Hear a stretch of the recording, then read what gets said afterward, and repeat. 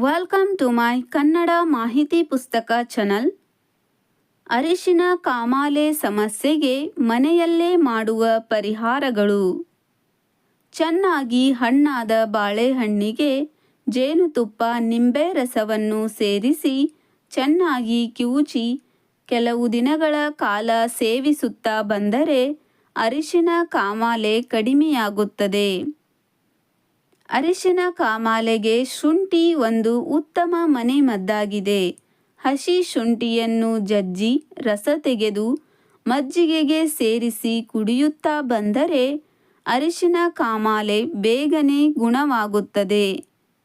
ಅರಿಶಿನ ಕೊಂಬನ್ನು ಮಜ್ಜಿಗೆಯಲ್ಲಿ ತೇಯ್ದು ಕುಡಿಯುತ್ತಾ ಬಂದರೆ ಅರಿಶಿನ ಕಾಮಾಲೆ, ಮೂಲವ್ಯಾಧಿ ಹಾಗೂ ಆಮಶಂಕೆ ಸಮಸ್ಯೆಗಳು ಕೂಡ ಗುಣಮುಖವಾಗುತ್ತವೆ.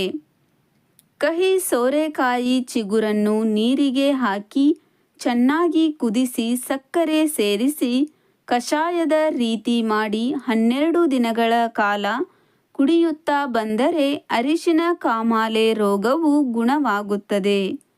ನೆಲ್ಲಿಕಾಯಿ ಸೊಪ್ಪನ್ನು ನುಣ್ಣಗೆ ಅರೆದು ಎಮ್ಮೆಯ ಹಾಲಿನಿಂದ ತಯಾರಿಸಿದ ಮಜ್ಜಿಗೆಗೆ ಸೇರಿಸಿ ಕುಡಿಯುವುದರಿಂದ ಅರಿಶಿನ ಕಾಮಾಲೆ ನಿಯಂತ್ರಣಕ್ಕೆ ಬರುತ್ತದೆ.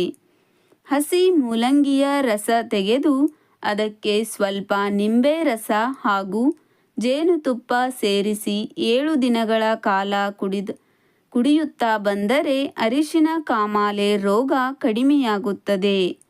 ಯಕ್ಕದ ಗಿಡದ ಬೇರನ್ನು ನೀರಿನಲ್ಲಿ ತೇಯ್ದು 2 ಮೂಗಿನ ಹೊಳ್ಳೆಗಳಿಗೆ 2 ಹನಿ ಹಾಕಿಕೊಳ್ಳುವುದರಿಂದ ಕಾಮಾಲೆ ಸಮಸ್ಯೆ ಗುಣವಾಗುತ್ತದೆ. ಅರಿಶಿನ ಕಾಮಾಲೆ ಗುಣವಾಗಲು ಅಮೃತ ಬಳ್ಳಿಯ ಕಷಾಯ ಮಾಡಿ ಕಲ್ಲು ಸಕ್ಕರೆ ಸೇರಿಸಿಕೊಂಡು 1 ವಾರದವರೆಗೆ ಖಾಲಿ ಹೊಟ್ಟೆಯಲ್ಲಿ ಕುಡಿಯಬೇಕು. ಪರಂಗಿಕಾಯಿಯ ಪಲ್ಯವನ್ನು ಸೇವಿಸುವುದರಿಂದ ಲಿವರ್ಗೆ ಸಂಬಂಧಪಟ್ಟ ಎಲ್ಲ ಸಮಸ್ಯೆಗಳು ಗುಣವಾಗುತ್ತವೆ. ಯಕೃತ್ನ ಸಮಸ್ಯೆ ಕಡಿಮೆಯಾಗಲು ಅಳಲೆಕಾಯಿ ಕಷಾಯಕ್ಕೆ ಹಿಪ್ಪಲಿ ಚೂರ್ಣವನ್ನು ಬೆರೆಸಿಕೊಂಡು ಕುಡಿದರೆ ಲಿವರ್ ಸಮಸ್ಯೆ ಕಡಿಮೆಯಾಗುತ್ತದೆ. ಹಾಗಲಕಾಯಿ ರಸ ಹಾಗೂ ಅದರ ಎಲೆಯ ರಸಕ್ಕೆ ಜೇನುತುಪ್ಪ ಸೇರಿಸಿಕೊಂಡು ಕುಡಿಯುವುದರಿಂದ ಲಿವರ್ ಚೆನ್ನಾಗಿ ಕೆಲಸ ಮಾಡುತ್ತದೆ.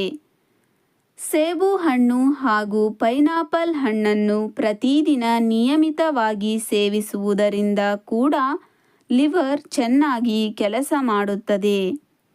ಈ ಎಲ್ಲ ಮನೆ ಮದ್ದುಗಳು ಅರಿಶಿನ ಕಾಮಾಲೆಯು ಕಡಿಮೆ ಪ್ರಮಾಣದಲ್ಲಿ ಇದ್ದಾಗ ಬಳಸುವಂಥ ಮನೆ ಮದ್ದುಗಳಾಗಿವೆ. ಒಂದು ವೇಳೆ ರೋಗದ ಪ್ರಮಾಣ ಹೆಚ್ಚಾಗಿದ್ದಲ್ಲಿ ತಪ್ಪದೆ ವೈದ್ಯರ ಬಳಿ ಹೋಗಿ ಸೂಕ್ತ ಚಿಕಿತ್ಸೆಯನ್ನು ಪಡೆದುಕೊಳ್ಳಬೇಕು. ಈ ಮಾಹಿತಿ ನಿಮಗೆ ಇಷ್ಟವಾದರೆ ದಯವಿಟ್ಟು ಚಾನಲನ್ನು ಸಬ್ಸ್ಕ್ರೈಬ್ ಮಾಡಿಕೊಳ್ಳಿ. ವಿಡಿಯೋವನ್ನು ಲೈಕ್ ಮಾಡಿ.